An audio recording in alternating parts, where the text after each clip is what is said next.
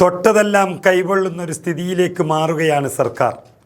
അവസാനമിത parody ഗാനത്തിനും കേസെടുക്കാൻ കഴിയാതെ പിന്മാറുകയാണ് പിണറായി സർക്കാർ.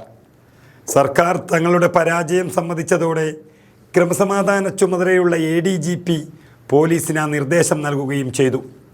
വലിയ ആവേശത്തോടെയും അതിവൈകാരികമായും തുടങ്ങിവച്ച ഒരു സംഭവം ഇത്രയ്ക്കും വലിയ രീതിയിൽ തിരിഞ്ഞുകൊത്തുമെന്ന് തോന്നിയില്ല CPM പോലും.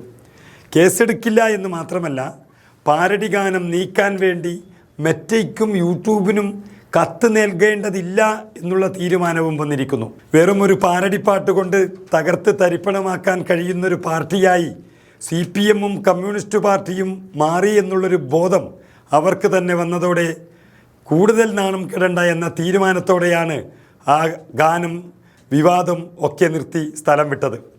ഒരു ഒറിജിനാലിറ്റി പോലും ഇല്ലാതിരുന്ന ഒരു സംഘടനയുടെ പേരിൽ കേസ് കൊടുപ്പിക്കുകയും അത് മതനിന്ദ എന്ന് പറഞ്ഞ് കലാപം സൃഷ്ടിക്കുകയും ചെയ്യാൻ ഒരു കമ്മ്യൂണിസ്റ്റ് പാർട്ടി നിന്നാൽ അതിനെവിടെ ആവിഷ്കാര സ്വാതന്ത്ര്യം എന്ന് പറഞ്ഞ് നടക്കുന്നവർക്ക് ഉത്തരമുണ്ടാകുമെന്നത് ചിന്തിച്ചതോടെ CPM ഒളിവിൽ പോയ ഒരവസ്ഥയാണ്.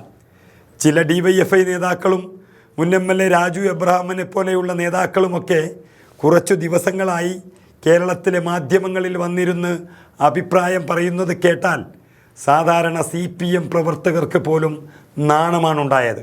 അതെല്ലാം കൂടി തിരിച്ചടിക്കുമെന്നുറപ്പായതോടെയാണ് ഒരു കാരണവശാലും ഇതിൽ കേസ് വേണ്ട എന്നും പറഞ്ഞ് മുഖ്യമന്ത്രി കീഴടങ്ങിയത്.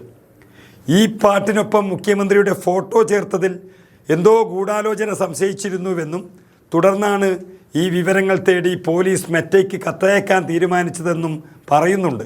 പക്ഷേ അതിലും കാലിടറുമെന്നും വെറുതെ ഇനി അതൊന്ന് ചർച്ചയാക്കണ്ട എന്നും ഉറപ്പായതോടെ ആ നീക്കവും ഉപേക്ഷിച്ചു.